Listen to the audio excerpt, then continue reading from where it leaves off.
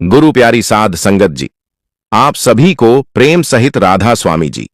जब सद्गुरु किसी जीव पर कृपा करके नामदान बख्श करते हैं तो वह कृपा केवल उस जीव तक ही सीमित नहीं रहती, बल्कि उसका प्रभाव पूरे परिवार पर पड़ता है।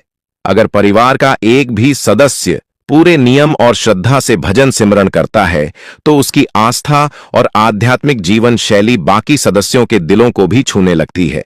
आज की यह साखी हमें इसी सत्य को समझाने जा रही है। एक परिवार था जो सद्गुरु के प्रति गहरी श्रद्धा रखता था। घर के सभी सदस्य भजन सिमरण करते थे और सद्गुरु की बताई हुई राह पर चलने का प्रयास करते थे। इस परिवार की एक बेटी थी जिसने बचपन से अपने माता पिता को पूरी निष्ठा के साथ भजन सिमरण करते देखा था। उसके मन में भी यह जिज्ञासा और प्रेम जागृत हुआ कि वह भी सद्गुरु से नामदान लेकर आध्यात्मिक राह पर चले। जब भी वह देखती कि उसके माता पिता नियम से ध्यान भजन और सेवा कर रहे हैं तो उसका मन भी वैराग्य और भक्ति की ओर आकर्षित होता। उसे लगता कि जैसे कोई अदृश्य शक्ति उसे भी इस राह पर चलने के लिए बुला रही है। समय बीता और उस लड़की का रिश्ता तय हो गया। लेकिन इसके बाद उसकी आध्यात्मिक यात्रा कैसी रही? क्या वह नामदान लेकर भजन सिमरण की ओर अग्रसर हुई और उसका परिवार इस निर्णय में उसके साथ खड़ा रहा या नहीं? आइए इस ख के आगे के भाग में इस रोचक और प्रेरणादायक प्रसंग को विस्तार से समझते हैं। शादी होने वाली थी, पर उसके मन में एक ही चाहत रहती थी और एक ही अरदास। वह सद्गुरु के आगे कहती थी कि सद्गुरु जी, मेरी जहां में शादी होगी आप मुझसे कभी भी दूर मत होना। मुझे कभी भी अपने आप से दूर मत होने देना। यह चीज मैं बर्दाश्त नहीं कर पाऊंगी। मैं आपके बिना नहीं रह सकती। मैं भी चाहती हूं कि मुझे भजन सिमरण मिल जाए और मैं भी आपके में बैठा करूं। यह बात उस लड़की ने अपनी मां से भी कही कि मम्मी, मेरा भी बहुत मन करता है कि मैं भजन सिमरण ले लूं। उनकी माता कहने लगी, बेटा, आज का जो समय है बहुत ही संघर्ष भरा चल रहा है। क्या पता जो जहां पर तुम्हारा रिश्ता हुआ तय हुआ है वह परिवार वाले तुम्हें सत्संग पर जाने दे, डेरे जाने दे। इस चीज से तुम भी परेशान हो जाओगी। तो मैं तो चाहती हूं पहले तुम्हारी शादी हो जाए, उसके बाद ही तुम भजन सिमरन ले। वह लड़की जिद करने लगी कि नहीं मम्मी, इस बार मैं डेरी जाऊंगी तो मैं तो नाम की बख्शीश लेकर ही आऊंगी। मां ने कहा, ठीक है बेटी, अगर तुम्हारी इतनी जिद है तो मैं तुम्हें नहीं रोकूंगी, पर अगले घर में अगर कोई परेशानी हुई, दिक्कत हुई तो फिर तुम क्या करोगी? तो वह लड़की कहने लगी, वह सद्गुरु को ही पता है। उस लड़की ने शादी होने से पहले ही डेरे चली गई। सद्गुरु से प्रेम बहुत था, नाम की बख्शीश भी मिल गई। लड़की बहुत ज्यादा खुश। जब नाम की बख्शीश लेकर घर पर आई, जैसे उसके मम्मी पापा भजन पर बैठते थे वह लड़की भी नाम पर बैठने लगी। उस लड़की का इतना मन लगने लगा, इतना प्यार सद्गुरु से हो गया कि वह 2.5 घंटे से भी ज्यादा भजन सिमरण करती थी। जब भी उसको 2.5 घंटे हो जाते थे उसके बाद थोड़ा सा उठ जाती थी, अपना कामकाज देख लेती थी और फिर से भजन सिमरन पर बैठ जाती थी। ऐसे ही समय बीतता गया और वह लड़की बहुत ज्यादा मालिक पर लीन हो गई। समय बीतता गया, उस लड़की की शादी हो गई। जब शादी हो गई, जिस परिवार में गई वहां जाकर क्या देखती है? जो भी परिवार के लोग हैं वह बाहर मुखी कर्म कांडों में ही फंसे हुए हैं। कोई दिया जला रहा है, कोई धूप बत्ती लगा रहा है, कोई कहीं जा रहा है। अगर कोई कहता है कि आज घर में हवन होगा तो हवन हो रहा है। इन चीजों को वह लड़की काफी दिन देखती रही। अब जब भी घर में कुछ ऐसा होता था, हवन होता था, तो परिवार वाले कहते थे, बेटा तुम भी आकर बैठ जाओ। अब उस लड़की का मन तो बिल्कुल भी नहीं होता था वहां पर बैठने के लिए, पर फिर सोचती थी कि हमारे सद्गुरु ने हमें समझाया है कि जैसा परिवार वाले कहे वहां पर बैठ तो जाओ, पर भजन सिमरण अपना ही करना है। अब वह लड़की उनके बीच बैठ तो जाती थी, पर ध्यान उसका सारा अपने सद्गुरु की तरफ ही होता था। अब वह इन चीजों में ज्यादा रुझान देती नहीं थी। ऐसे ही समय बीतता गया। एक एक दिन उनकी सासू मां कहने लगी, बेटा हम फलानी जगह पर हमने मन्नत मांगी है, हम वहां जा रहे हैं, तुम भी हमारे साथ चलो। उस दिन लड़की को अच्छा नहीं लगा, तो लड़की आगे से बोल पड़ी और कहने लगी कि मम्मी, मेरी शादी को 1 साल हो चुका है और मैं आपके घर में यही सब कुछ देख रही हूं। मुझे ये बिल्कुल भी अच्छा नहीं लगता। आप तो जहां पर भी कोई भी अगर कहीं भंडारा लगा हुआ है, कहीं मंदिरों पर जाते हो, कोई चीज छोड़ते ही नहीं हो। किसी एक के हो जाओ या तो सब बाहर मुखी साधन है।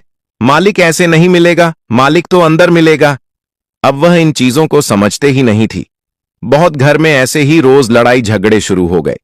अब लड़की जब भी अपना दिल में भजन सिमरन पर बैठती थी तो उसकी जो माता थी वह यह चीज देखती थी कि यह अपना जो काम होता है उसको भी बीच में ही छोड़कर और यह जाकर पता नहीं क्या करती है और कैसे बैठ जाती है, चुन्नी लपेटकर यह करती क्या है।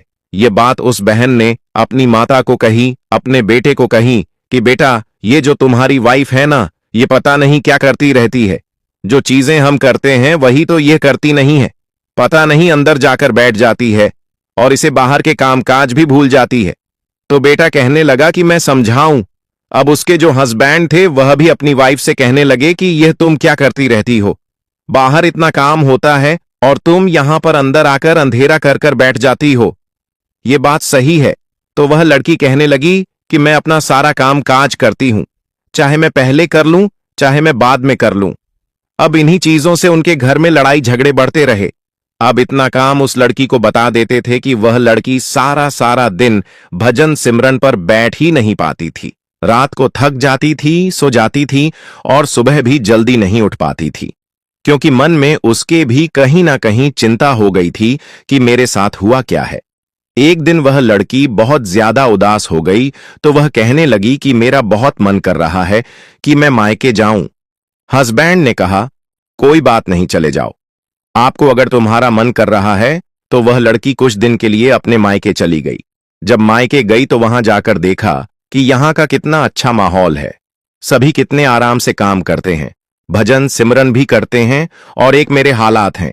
पता नहीं मैं तो कहां फंस गई हूं, पता नहीं मेरे कौन से कर्मों का हिसाब किताब है बहुत। उस लड़की का मन दुखी यह सोच ही रही थी कि उस लड़की की आंखों से आंसू आ गए। जब यह चीज उसके परिवार वालों ने देखी तो वह कहने लगे, बेटा, किसी चीज की कोई दिक्कत है क्या? तुम्हें क्या ससुराल वाले तुम्हें परेशान करते हैं? तो वह बेटी कहने लगी, ऐसा कुछ नहीं है, मम्मी पापा परेशान नहीं करते, हस्बैंड भी ठीक है, कुछ नहीं कहते, परिवार में ऐसा ऐसा कुछ भी नहीं है। पर मैंने जो भजन से सिमरन लिया हुआ है ना, इस चीज से वह खुश नहीं है। तो उनके जो मम्मी पापा थे वह कहने लगे, क्या उन्हें पता है तुमने नाम दान लिया हुआ है? तो वह कहने लगी, मैंने कभी बताया ही नहीं, मैं तो बस अपना कामकाज कर कर और अपने ध्यान पर बैठ जाती हूं और वह लोग मुझे कहते हैं कि तुम हमारे साथ यहां चलो वहां चलो। मैं ये सब कुछ मुझे अच्छा नहीं लगता और मैं भी आगे से बोल पड़ती हूं। हमारे घर में बहुत लड़ाई होती है और मेरा भजन सिमरन भी नहीं चल पाता। तो मां कहने लगी, बेटा, मैंने तो तुम्हें पहले ही कहा था कि शादी से पहले भजन सिमरन मत लो, पता नहीं आने वाला टाइम कैसा है। तो उस लड़की की आंखों से आंसू आ गए। वह कहने लगी, मां, क्या यह सब कुछ एक लड़की को ही झेलना पड़ता है? क्या हमारी कोई शौक नहीं है? क्या हम अपनी जिंदगी भी नहीं जी सकते? मैं कौन गलत रास्ते पर गई हूं? एक मालिक का भजन सिमरन ही तो करती हूं, आप भी मुझे गलत कह रहे हो। मां ने कहा, बेटा, क्यों रो रही है? ये सारी बातें तू अपने सदगुरु से कह। तूने इतने मन से भजन सिमरन लिया है, तू सदगुरु के आगे अरदास कर और आज मैं जो तुम्हें बातें समझा रही हूं वह अपने पल्ले बांध लेना, सारा कुछ ठीक हो जाएगा। मां ने समझाया, बेटा, अगर वह सारा दिन तुम्हें भजन सिमरन नहीं करने देते, न कामकाज में रखते हैं, तो तुम अपना एक नियम बना लो, सारा काम कर कर रात को आराम से सो जाया करो, सुबह अपना 2:30 बजे उठा करो, उस समय तो कोई काम नहीं करवाएगा। मालिक के आगे अरदास किया करो और अपना जो 2:30 घंटे हैं वह सदगुरु को दिया करो। और यह जो तुम घर पर उनके आगे बोलती हो और उन्हें समझाने की कोशिश करती हो, पहले तो यह बंद कर दो। अगर तुम उनके साथ बहस करोगी तो घर में और क्लेश होगा।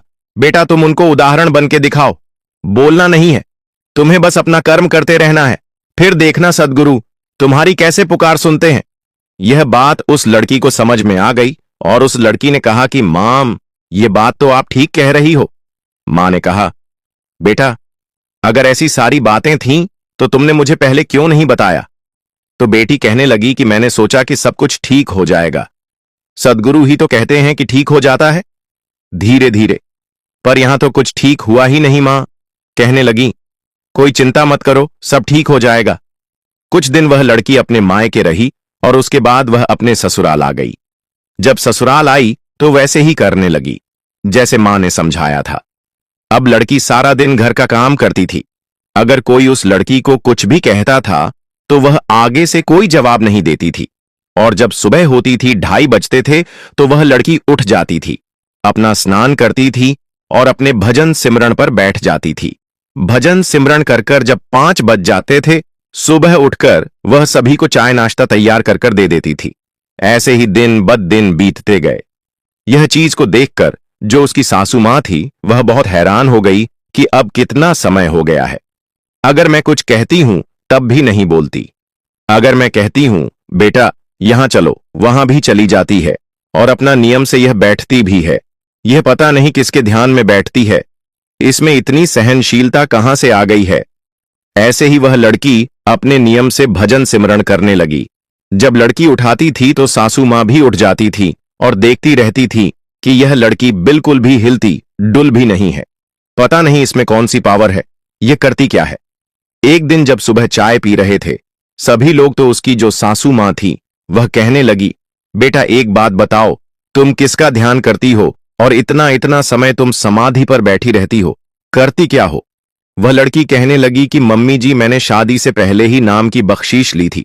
जिन सदगुरु को हम मानते हैं मैं बस उन्हीं के ही ध्यान में बैठ।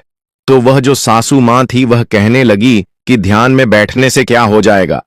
तो लड़की कहने लगी कि मम्मी जी, मैं तो आपको शुरू से ही समझाती थी कि जो आप बाहर की साधना करते हो वह सब सही नहीं है, सब कुछ हमारे अंदर है। सासू मां कहने लगी, यह चीज मैं नहीं मानती। सब कुछ हमारे अंदर कैसे हो सकता है, सब कुछ तो बाहर ही है। अगर हम कर्म करेंगे तभी तो हमारा अच्छा होगा। तो वह लड़की कहने लगी कि मैं आपसे कोई भी बहसबाजी नहीं करना चाहती। जितना आपने मुझसे पूछा है मैंने आपको बता दिया है। अब सासू मां भी आगे से कुछ नहीं बोली। अब ऐसे ही वह अपनी बहू को देखती रही। तो एक दिन सोचा कि क्यों ना मैं भी ऐसे बैठ जाती हूं। उसने भी वैसे ही जैसे वह लड़की अपनी चुन्नी वगैरह लपेटकर बैठी थी, वह सासू मां भी बैठ गई, बैठी रही। कुछ भी ध्यान नहीं लग रहा था, इधर उधर मन भटक रहा था। कभी इधर से मच्छर खा रहा था, कभी मक्खी जाती थी। अजीबो गरीब उसे घबराहट हो रही थी। वह उठ गई। 2-4 दिन उसने ऐसे ही किया पर कुछ भी नहीं हुआ। एक दिन फिर उसने पूछा कि बेटा मुझे बताओ तो सही, तुम तो हिलती भी नहीं हो, मैं भी वैसे ही साधना पर बैठी थी, मुझे तो कुछ भी नहीं हुआ। वह लड़की कहने लगी, मम्मी जी उसके लिए आपको नाम की बख्श लेनी पड़ेगी। तो वह जो सासू मां थी वह कहने लगी कि जो तुम जपती हो वह मुझे बता दो।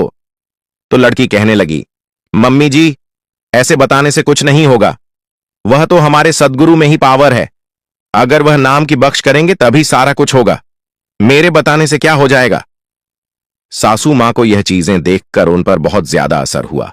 उसने सासू मां ने फिर अपनी बहू से कहा, बेटा यहां पर तुम सत्संग पर चलती हो ना, मुझे भी लेकर चलना।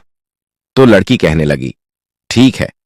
आज तक जब से उस लड़की की शादी हुई थी तभी वह सत्संग पर जाने ही नहीं देते थे, जो संडे को सत्संग होता है। उस दिन सासू मां ने कहा कि जिस गुरु को तुम मानती हो वहां पर मुझे भी लेकर चलना। तब लड़की ने कहा कि मम्मी जी सत्संग तो हर संडे को होता है और सत्संग भी हमारे से ज्यादा दूर है नहीं, पर आप लोग मेरी फीलिंग को समझते ही नहीं थे, मेरे एहसास को समझते ही नहीं थे, तो कभी मैंने आपसे कहा ही नहीं। अगर आप कह रही हो तो हम संडे को सत्संग पर जरूर चलेंगे। जब सत्संग पर गए वहां जाकर देखा, सत्संग सुना तो बहुत अच्छा लगा। तब उसे सासू मां ने कहा कि बेटा मुझे बहुत अच्छा लगा है, मुझे वहां पर भी लेकर चलो जहां पर से तुमने नाम की बख्शीश ली है। अब उस लड़की ने कहा कि मम्मी जी आप तो सारी बातें मुझसे कर रहे हो, पर अगर आपके बेटे को यह चीज पता लग गई ना तो मेरे साथ आप भी घसीटे जाओगे।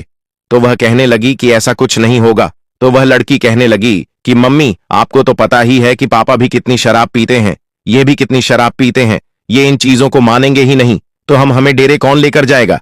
तो वह सासू मां कहने लगी, तुम इसकी चिंता मत करो। अब सासू मां ने अपने बेटे से बात की। जब बेटे को सारी बात बताई, बेटा मां का बहुत ज्यादा कहना मानता था, तो बेटे ने कहा कि ठीक है मैं आप लोगों को वहां ले चलूंगा। अब सासू मां, बेटी और उनका जो बेटा था, तीनों लोग डेरे पहुंच गए। जब डेरे गए वहां जाकर सत्संग सुना, सदगुरु के दर्शन किए तो उनकी आंखों से भी आंस आ गए कि इतना बड़ा मालिक है और इतना व्यस्त है। यहां पर तो सारी अंदर की ही बातें होती, बाहर मुखी तो यहां पर कुछ भी नहीं है, हम इतने टाइम से भटके हुए थे और हम बाहर मुखी कर्मकांड में ही फंसे हुए थे, और हमने अपनी बहू पर भी इतना टॉर्चर करते थे और उसको नाम पर भी नहीं बैठने देते थे और उसको काम पर ही लगाए रखते थे। यह चीजें उन पर बहुत हावी हुई। जब वह घर आ गए तो उन्होंने अपनी बहू से माफी मांगी और कहने लगे, बेटा हमें माफ कर दो, आज तक हम गलतियां ही करते रहे, हम समझ ही नहीं पाए कि तुम्हारा सद्गुरु कितना बड़ा है। ऐसे ही समय बीतता गया और पूरे परिवार ने नाम की बख्शीश ले ली और वह घर एक स्वर्ग बन गया। जब सारा कुछ सही हो गया, उस लड़की ने देखा कि मेरा सारा परिवार ही सद्गुरु ने अपनी ओर खींच लिया है, तो वह लड़की सद्गुरु का शुक्राना करती नहीं थकती और कहने लगी कि बाबा जी, हम नहीं समझ सकते आपको कैसे आपने मेरी शादी करवाई और इस घर में क्या कुछ होता था, पर एक मेरी मां ने मुझे इतनी अच्छी शिक्षा दी कि बेटा उदाहरण बनकर दिखाना है, किसी से बहसबाजी नहीं करनी है। हमें और आज सारा परिवार आपका हो गया, मैं शुक्राना करती हूं। सद्गुरु आपका और वह पूरा परिवार भजन सिमरन करने लगा। तो कहने का भाव सिर्फ इतना है, भजन सिमरन में इतनी ताकत होती है। अगर एक भी जीव भजन सिमरन घर में ले लेता है और वह जीव की किसी से बहसबाजी ना कर एक उदाहरण बनकर दिखाता है और किसी से कुछ नहीं कहता, जब भी उसको टाइम मिलता है, कैसे भी टाइम निकालकर अगर वह नियम से अपना भजन सिमरन करता है, तो एक दिन ऐसा जरूर आता है कि दूसरों पर इसका प्रभाव जरूर पड़ता है। सतगुरु भी हमेशा यही बात समझाते हैं कि बेटा उदाहरण बनकर दिखाना है, न कि किसी को समझाकर। हम किसी को समझा ही नहीं सकते, पर अगर हम किसी को देखेंगे कि यह जी परमात्मा की ओर कैसे खींचा जा रहा है और यह कैसे प्रभाव बना है, तो दूसरों पर भी बख्शीश जरूर होगी। अगर वह मालिक की रूह है तो हमें अपने परिवार में केवल शब्दों से नहीं बल्कि अपने आचरण से उदाहरण प्रस्तुत करना चाहिए। समझाने या समझाने में समय व्यर्थ करने के बजाय हमें अपने कर्मों से यह दिखाना चाहिए कि सच्ची भक्ति कैसी होती है। हर जीव अपनी ही गति से अपनी राह पर चलता है, कोई सद्गुरु की ओर बढ़ता है तो कोई संसार में उलझा रहता है। हमें किसी को रोकने या टोकने की जरूरत नहीं, बल्कि अपनी साधना और भजन सिमरन में दृढ़ रहना चाहिए। सबसे बड़ी बात यह है कि हमें उस मालिक का तहे दिल से शुक्राना करना चाहिए जिसने हमें नामदान की बख्शीश दी है। अगर यह बाकी रूहें भी उसी की हैं, तो वह खुद ही उन्हें अपनी कृपा से सुमिरन की ओर मोड़ लेगा। इसलिए हमारी जिम्मेदारी केवल इतनी है कि हम सद्गुरु का धन्यवाद करें और पूरी श्रद्धा से भजन सिमरन करते रह। यही हमारी सच्ची सेवा है। राधा स्वामी जी, अगली बाबा जी की साखी है, इसे सुनकर आप जरूर भजन सिमरन करने लग जाएंगे। इस साखी में हम समझेंगे कि सद्गुरु अपनी संगत की कैसी संभाल करते हैं और कैसे हर घड़ी अपने प्रेमी जीवों का ख्याल रखते हैं। बाबा जी फरमाते हैं कि जो मालिक ने लिख दिया है वह होकर ही रहेगा, लेकिन जो सद्गुरु की शरण में आता है उसे मालिक इतनी शक्ति प्रदान करता है कि वह किसी भी मुसीबत के समय घबराता नहीं, क्योंकि उसके भीतर अटूट विश्वास जाग उठता है। एक ऐसा विश्वास जो हर कठिनाई में उसे संभाले रखता है और मार्ग दिखाता है।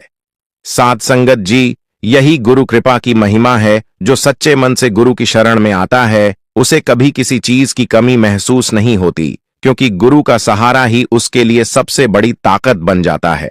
गुरु प्यारी साध संगत जी, आज की इस साखी में आप जानेंगे कि कैसे बाबा जी ने अपने एक सत्संगी की बेटी की शादी के लिए पूरा जरूरी सामान प्रदान किया।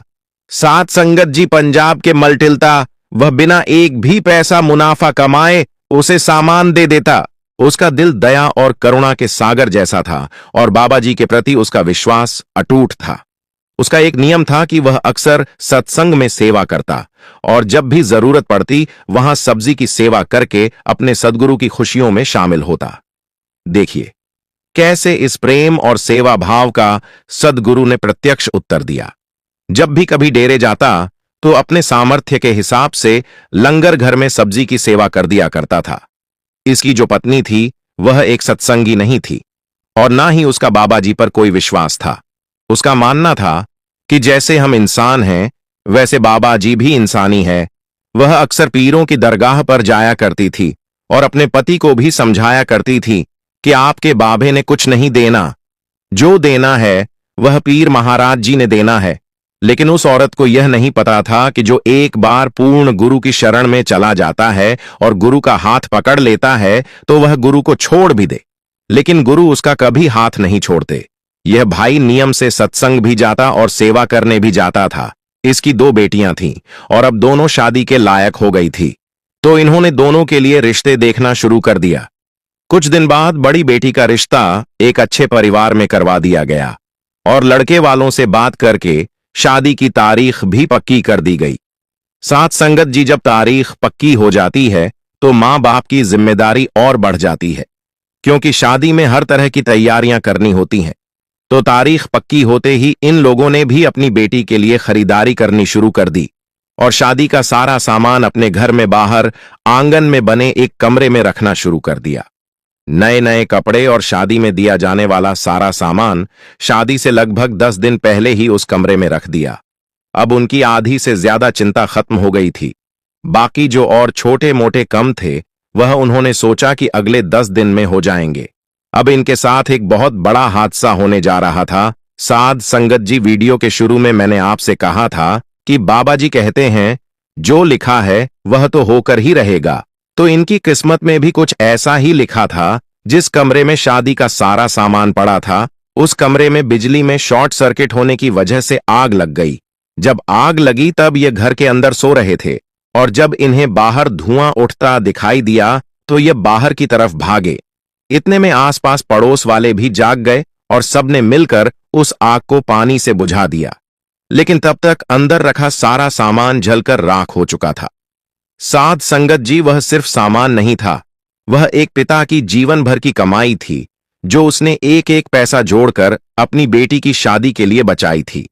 अंदर का नजारा देखकर सत्संगी भाई की पत्नी जोर जोर से रोने लगी और बेटियों भी रोने लगी, लेकिन सत्संगी भाई के चेहरे पर शिकंदी, वह मानो यह सब देखकर मुस्कुरा रहा हो। जब अड़ोस पड़ोस वालों ने सत्संगी भाई का चेहरा देखा तो उन्होंने पूछा, भाई तू बर्बाद हो गया, लेकिन तेरे चेहरे पर शिकन नहीं है, तुझे कोई फर्क ही नहीं पड़ रहा। तो सत्संगी भाई कहने लगा, मैं तो मन ही मन अपने सद्गुरु का शुक्र कर रहा हूं। यह सुनकर पड़ोसी हैरान हो गए और सोचने लगे कि यह सदमे से पागल हो गया है। फिर आगे सत्संगी भाई ने कहा, शुक्र है तेरा सद्गुरु, बहुत बहुत शुक्र है। फिर सत्संगी भाई ने पड़ोसियों को बताया, यह आग उस कमरे में भी लग सकती थी जहां मैं और मेरा परिवार सो रहे थे। मेरी किस्मत में इस आग का लगना लिखा था, लेकिन मेरे सद्गुरु ने इस आग को उस कमरे से दूर लगा दिया जहां मेरे परिवार का कोई भी सदस्य नहीं था। सोचो, यही आग अगर कमरे के अंदर लगी होती तो आज हमने भी राख बन जाना था। और रही बात समाज की, जिसने पहले दिया है आगे भी वही देगा, मैं क्यों चिंता करूं। फिर वहां से सभी पड़ोसी अपने अपने घर चले गए। सत्संगी भाई की पत्नी ताने मारने लगी कि अब कहां से लाएंगे इतना सारा पैसा, 10 दिन बाद बेटी की शादी है, सभी रिश्तेदार आएंगे तो लड़के वाले क्या सोचेंगे कि शादी में कुछ नहीं दिया। तो सत्संगी भाई ने समझाया, अभी 10 दिन है, बाबा जी अपने आप कोई ना कोई खेल रचें, तू चिंता मत कर। सत्संगी भाई अपनी दुकान पर जाना शुरू कर दिया और उसकी पत्नी हर रोज उसे ताने देती थी कि कुछ नहीं देना, तेरे बाबा ने अगर मेरी बात मानकर पीर महाराज के यहां माथा टेक लिया होता तो कुछ बिगाड़ नहीं जाना था। सत्संगी भाई पत्नी के ताने सुनता और चुपचाप जाकर दुकान पर बैठ जाता था। ऐसे करते करते 8 दिन बीत गए। जब 9 दिन सत्संगी भाई दुकान पर जाने लगा तो पत्नी कहने लगी, परसों बेटी की शादी है और आप कहीं से पैसा या शादी का सामान इंतजाम नहीं कर पाए, अब क्या होगा। सत्संगी भाई कहने लगा, जो होगा वह मालिक की मर्जी से होगा। यह कहकर सत्संगी भाई घर से बाहर निकल गया। उसी दिन दोपहर के समय सत्संगी भाई के घर का किसी ने दरवाजा खटखटाया। सत्संगी भाई की पत्नी ने दरवाजा खोला तो सामने एक लोडिंग गाड़ी खड़ी थी जिसमें शादी में दिया जाने वाला सारा सामान रखा था। यह देखकर सत्संगी भाई की पत्नी बहुत खुश हो गई और सोचने लगी कि उसके पति ने ही यह गाड़ी भेजी होगी और वह वागी कि साख तोड़ वाले ने उसके साथ एक मजदूर ने सारा सामान अंदर रख दिया।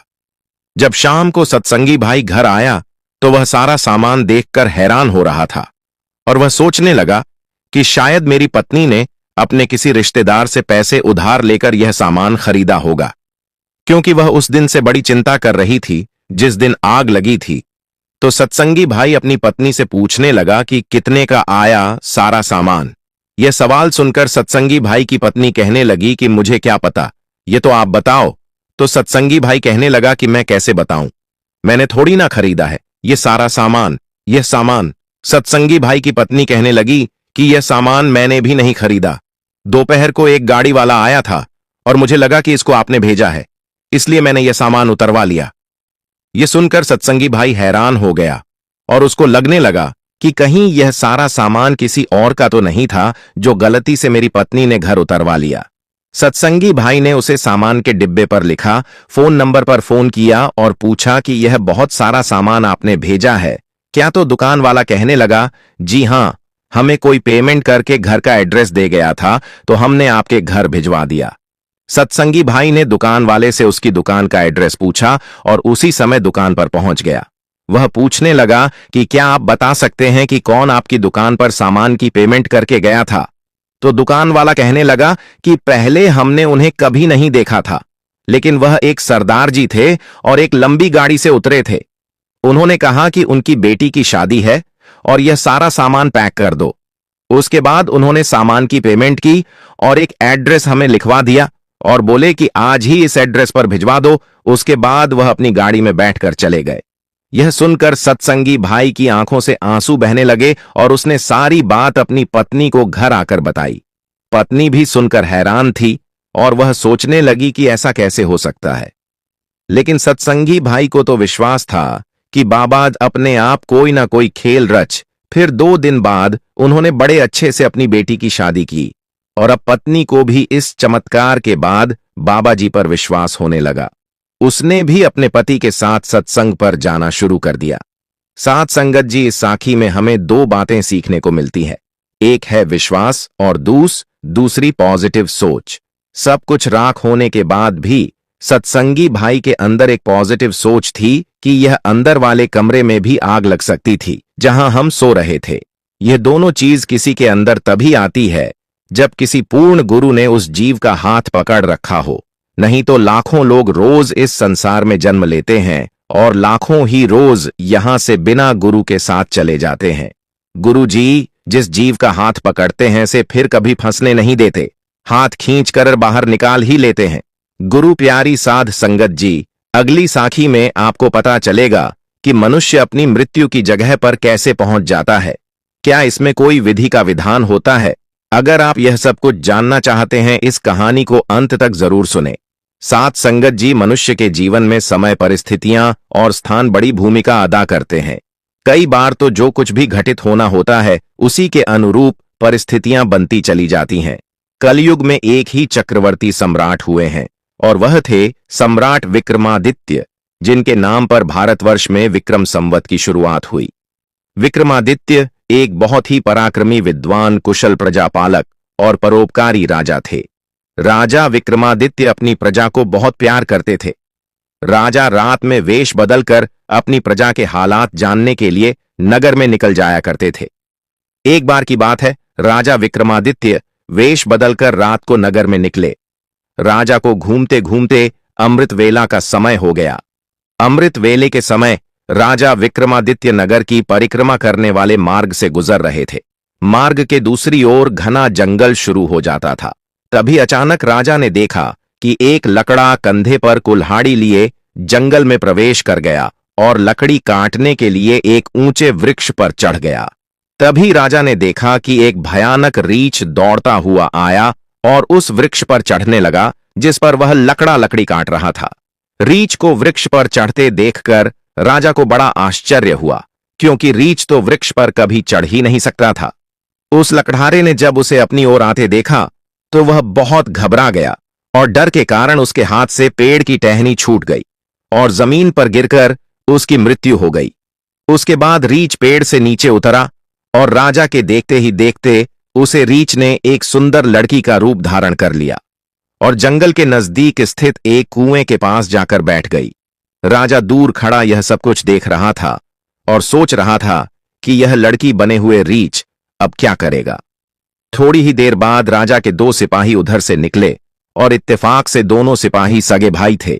छोटे भाई की नजर जब कुएं की मुंडेर पर बैठी उस सुंदर लड़की पर पड़ी तो वह बड़े भाई से बोला, देख भा, कितनी सुंदर लड़की बैठी है, मेरा मन कर रहा है कि मैं इनसे विवाह कर लूं। बड़े भाई ने कहा। बड़े भाई के होते हुए छोटा भाई कैसे विवाह कर सकता है? बड़ा होने के कारण पहल मेरी है, इसलिए इससे विवाह तो मैं ही करूंगा। तब छोटे भाई ने कहा, इससे पहले मैंने देखा है, इससे विवाह तो मैं ही करूंगा। तब बड़ा भाई बोला, हम तो व्यर्थ ही झगड़ रहे हैं, क्यों ना हम इस लड़की से ही पूछ ले, और यह हम दोनों में से जिसे पसंद करेगी वही इस लड़की से विवाह करेगा। ये बात सोचकर दोनों भाई उस लड़की के पास पहुंचे। बड़े भाई ने लड़की से पूछा, हे सुंदरी, आप कौन हो और यहां इस जंगल में क्या कर रही हो? वह लड़की बोली, मैं पास के गांव में रहती हूं और अपने पति की तलाश में निकली हूं। लड़की की बात सुनकर छोटे भाई ने पूछा, तुम्हारा पति कहां है? तुम चाहो तो उसे ढूंढने में हम तुम्हारी मदद कर सकते हैं। तब वह लड़की बोली, अभी तो मैं कुंवारी हूं और किसी योग्य वर की तलाश में निकली हूं। तब छोटे भाई ने कहा, हम दोनों भाई भी अभी कुंवारे हैं, अगर तुम चाहो तो हम में से किसी एक से शादी कर सकती हो। लड़की ने कहा, मैं तुम दोनों में से उससे विवाह करूंगी जो अधिक बहादुर होगा। इतना सुनते ही दोनों भाई स्वयं को एक दूसरे से श्रेष्ठ सिद्ध करने के लिए आपस में लड़ने लगे। लड़ते लड़ते दोनों भाइयों ने तलवारें निकाल लीं और एक दूसरे के पेट में घुसे दी। इस प्रकार तड़प तड़प कर दोनों भाइयों ने अपने प्राण त्याग दिए। यह देखकर वह लड़की जोर से हंसी और उठकर दूसरी दिशा की तरफ चल पड़ी। यह लड़की अब क्या करेगी? ऐसा सोचते हुए राजा विक्रमादित्य भी थोड़ी दूरी रखते हुए उस लड़की के पीछे पीछे चलने लगे। अब तक सुबह का समय हो गया था और सूर्य भी निकल आया था, परंतु राजा विक्रमादित्य एक रीछ का पेड़ पर चढ़ना और फिर एक सुंदर लड़की का रूप बदलने की विचित्र घटना अपनी आंखों से देखकर अपनी होश खो बैठे थे। उन्हें अपनी भूख प्यास और राजपाट के बारे में कुछ भी ध्यान न रहा। राजा को ध्यान रहा तो केवल उस रहस्यमय सुंदर लड़की के विषय में जानने की जिज्ञासा। इसीलिए राजा सावधानी पूर्वक लड़की का पीछा करने लगे। लगभग 200 कदम आगे चलने के बाद राजा विक्रमादित्य की हैरानी की सीमा ना रही, क्योंकि देखते ही ते वह सुंदर लड़की अब एक लड़की नहीं रही, बल्कि एक जहरी नाग का रूप धारण कर चुकी थी। वह जहरीला नाग अब बड़ी तेजी से आगे बढ़ने लगा। कुछ दूर आगे चलकर नदी बह रही थी। वह भयानक जहरीला नाग नदी किनारे पहुंचकर कुछ समय रुका और फिर राजा के देखते ही देखते नदी में कूद गया। नदी के बीचों बीच एक नाव चल रही थी जिसमें बहुत सारे लोग सवार थे। वह जहरीला नाग उस नाव की तरफ बढ़ने लगा। सम्राट विक्रमादित्य नदी के किनारे खड़े होकर यह सब देख रहे थे। देखते ही देखते वह जहरीला नाग उस नाव में कूद गया। नाव पर नजर पड़ते ही नाव में भगदड़ मच गई और लोग अपनी जान बचाने के लिए नाव से बाहर पानी में कूद पड़े। उनमें से जो लोग तैरना जानते थे वह तो तैरकर नदी से बाहर चले गए, और जो तैरना नहीं जानते थे वे सभी पानी में डूबकर मर गए। थोड़ी देर बाद वह नाग नदी से बाहर निकला और नदी के किनारे किनारे आगे बढ़ने लगा। सम्राट विक्रमादित्य उसके पीछे पीछे चलने लगे। कुछ दूर जाकर राजा विक्रमादित्य एक बार फिर हैरान रह गए, क्योंकि उस नाग ने एक बार फिर अपना रूप बदल लिया। अब वह एक बूढ़े ब्राह्मण के रूप में था।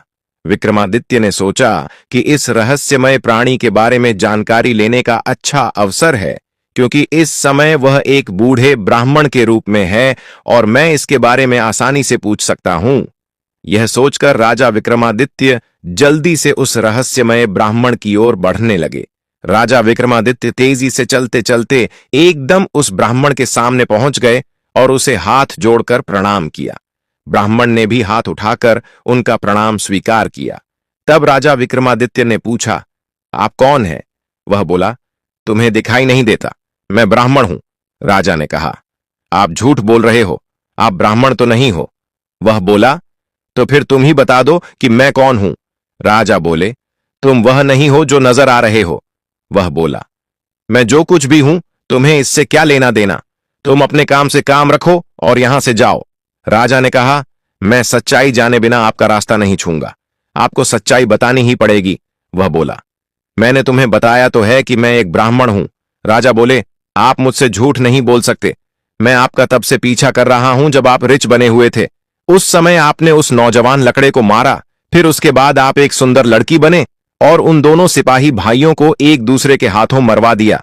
फिर उसके बाद आपने एक जहरीले नाग का रूप धारण करके नदी में छलांग लगाई और नदी पार कर रही नाव में घुस गए। तुम्हारी दहशत के कारण नाव में सवार यात्रियों में भगदड़ मच गई और नाव पलट गई, जिसके कारण आधे यात्री नदी में डूबकर मर गए। अब आपने बूढ़े ब्राह्मण का रूप धारण किया हुआ है। अब सीधी तरह से सच सच बता दो कि आप कौन हो। वह बोला, यदि ना बताऊं तो उसकी बात सुनकर राजा ने अपनी तलवार निकाल ली और बोले, तो फिर मरने के लिए तैयार हो जाओ। तुम नहीं जानते, यह राजा विक्रमादित्य की नगरी है और मैं राजा का वफादार नौकर हूं। उस धर्मात्मा राजा की नगरी में तुम इतने लोगों की जान लेकर जीवित बचकर नहीं जा सकते, इसीलिए मरने से पहले जल्दी से बता दो कि तुम कौन हो। राजा विक्रमादित्य की धमकी को सुनकर वह बूढ़ा ब्राह्मण जोर जोर से हंसने लगा और बोला, मैं जानता हूं कि यह महाप्रतापी सम्राट विक्रमादित्य की राजधानी है और मैं यह भी जानता हूं कि तुम ही सम्राट विक्रमादित्य हो। फिर भी एक बार जान लो, तुम मुझे मार नहीं सकते, बल्कि एक दिन ऐसा आएगा कि मैं ही तुम्हें मरने के लिए विवश कर दूंगा। उसकी यह बात सुनकर राजा विक्रमादित्य सोचने लगे, जिसने इस वेश में भी मुझे पहचान लिया वह कोई छोटी मोटी हस्ती तो हो नहीं सकती। इसलिए राजा विनम्र होकर बोले, अब आपने मुझे पहचान ही लिया है तो कृपया आप बताएं कि आप असल में कौन हैं। तब बूढ़े ब्राह्मण ने कहा, बिना मेरी सच्चाई जाने तुम मानोगे नहीं, इसीलिए मुझे बताना ही पड़ेगा कि मैं कौन हूं राजन। अब ध्यान से सुनो कि मैं कौन हूं और तुम्हारी राजधानी में क्यों आया हूं। तब उस बूढ़े ब्राह्मण ने बताना शुरू किया, राजन, जो कुछ भी मैं बताऊंगा उसका एक एक शब्द ध्यान से सुनना। मेरा नाम काल है। तुम जानते हो कि इस संसार में जितने भी मनुष्य जन्म लेते हैं उनकी मृत्यु निश्चित है, इसलिए संसार को मृत्युलोक भी कहा जाता है। जब मनुष्य माता के गर्भ में आता है तो उसके पूर्व नाम बनने के बाद आत्मा उसमें प्रवेश करती है, अर्थात वह सजीव हो उठता है। मनुष्य जन्म से पहले ही उसकी मृत्यु का समय, जगह और हालात, मतलब मृत्यु किस प्रकार से होगी, यह भी विधाता की ओर से निश्चित कर दिया जाता है। राजन, तुम यह भी जानते हो कि दुनिया के हर मनुष्य के जन्म मरण का लेखा जोखा चित्रगुप्त के पास है। जब भी किसी मनुष्य की मृत्यु का समय आता है तो वह धर्मराज को सूचित करते हैं। तब धर्मराज मुझे अर्थात काल को आज्ञा देते हैं। तब मैं मृत्युलोक अर्थात पृथ्वी पर आता हूं। मुझे यह पता होता है कि किस समय, किस जगह पर और किस हालात में मृत्यु होगी। मैं उस मनुष्य को निश्चित समय पर उस निश्चित जगह पर लेकर जाता हूं, अर्थात पहुंचा देता हूं जहां पर उसकी मृत्यु लिखी होती है। मैं उस स्थान पर वैसी ही परिस्थितियों अर्थात हालत बना देता हूं। उस लकड़े को मैंने नहीं मारा। राजा विक्रमादित्य बोले, तुम फिर झूठ बोल रहे हो। मैंने स्वयं अपनी आंखों से देखा है कि उस लकड़ की मृत्यु का कारण तुम ही थे। बूढ़े ब्राह्मण ने कहा, बेशक कारण में बना था, लेकिन सांसारिक लोग तो यही समझते हैं कि लकड़हारे की मृत्यु पेड़ से गिरकर पेड़ की टहनी टूटने के कारण हुई। फिर मुझे तो मृत्युदेव धर्मराज के आदेश का पालन करना ही पड़ दिया। आजता है उस लकड़े की मृत्यु पड़ी दिया से गिरने के कारण लिखी गई थी, इसलिए मैंने रिच बनकर वैसी ही परिस्थिति पैदा कर दी। नहीं तो जरा सोचो, यदि असली आरआर होता तो क्या कभी पेड़ पर चढ़ पाता? परंतु वह तो मैं था और मेरे लिए कुछ भी मुश्किल नहीं है। अब अगर उन सिपाही भाइयों की बात करें तो उनको भी मैंने नहीं मारा। उनकी मृत्यु एक दूसरे के हाथों लिखी हुई थी, इसलिए मुझे लड़की बनकर वैसे हालात पैदा करने पड़े और नाव में सवार कुछ लोगों की मृत्यु पानी में डूबने से लिखी थी। इसके लिए मुझे भयानक नाग का रूप धारण करना पड़ा। यह कहकर बूढ़ा ब्राह्मण बोला, राजन, मुझे मुंह लगता है कि अब तो आप अच्छी तरह समझ गए होंगे कि मैं कौन हूं और आपकी नगरी में क्यों आया हूं, और यह भी समझ गए होंगे कि समय, स्थान और परिस्थिति का सांसारिक मनुष्य के जीवन में कितनी बड़ी भूमिका होती है। सम्राट विक्रमादित्य ने बूढ़े ब्राह्मण रूपी काल की बात बड़े ध्यान से सुनी और गंभीर हो गए। काल कहने लगा, राजन, अब मैं चलता हूं राजा। विक्रमादित्य बोले, हे कालदेव, आपने मुझे बहुत अच्छी जानकारी दी है, जिसके लिए मैं आपका बहुत आभार व्यक्त करता हूं। कृपया जाने से पहले मेरे एक और प्रश्न का उत्तर देते जाइए। जल्दी पूछो, मेरे पास इतना समय नहीं है। राजा विक्रमादित्य बोले, कृपा करके मुझे यह बताइए कि मेरी मृत्यु कब, किस स्थान पर और किस प्रकार से होगी। कालदेव ने कहा, राजन, यह मैं आपको जरूर बता सकता हूं कि तुम्हारी मृत्यु कहां और किस प्रकार से होगी, परंतु यह नहीं बता सकता कि तुम्हारी मृत्यु कब होगी। राजा विक्रमादित्य बोले, कालदेव, मृत्यु का समय बताने में आपको क्या आपत्ति है? कालदेव ने कहा, राजन, यदि मैंने पहले ही आपको मृत्यु का समय बता दिया तो आप इसी क्षण से चिंताग्रस्त हो जाओगे, और आप तो जानते हो कि चिंता चिता समान होती है। अभी तो आपको अपने शासनकाल में बहुत से अच्छे कार्य करने हैं। राजा विक्रमादित्य ने कहा, चलो समय ना सही, यह तो बता दो कि मेरी मृत्यु कहां और कैसे होगी। कालदेव ने कहा, राजन, तुम्हारी मृत्यु तुम्हारे ही महल में सीढ़ियों पर से पांव फिसलकर गिरने के कारण होगी। यह बात सम्राट विक्रमादित्य को बताकर बूढ़ा ब्राह्मण रूपी काल जल्दी से एक दिशा की ओर चल पड़ा और कुछ दूर जाकर गायब हो गया। इस वक्त तक सूर्य भगवान भी पूर्ण रूप से अस्त हो चुके थे। चारों तरफ अंधेरा हो गया था। राजा विक्रमादित्य अब तक शारीरिक और मानसिक रूप से बहुत थक चुके थे, इसलिए मन में गहरी सोच ले हुए तेज कदमों से अपने महल की तरफ चल दिए, और साध संगत जी आगे चलकर सचमुच ऐसा ही हुआ। राजा विक्रमादित्य की मृत्यु महल की सीढ़ियों से फिसलकर गिरने से ही हुई थी। साथ संगत जी ऐसी ही रूहानी साखियां सुनने के लिए चैनल को सब्सक्राइब जरूर करें। राधा स्वामी जी।